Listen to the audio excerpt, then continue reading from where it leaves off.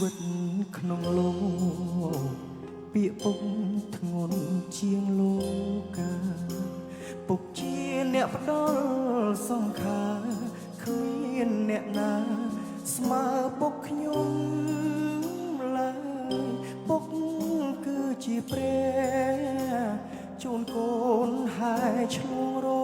ត្រាទោះបីនឿយហត់ក៏ដោយពុកនៅឆ្លើយញញឹមជានិច្ចពុកជាអ្នកក្រត្រទរួចចិញ្ចឹមកូនជីវិតរស័តដូចក្បូនកាយស្រពោន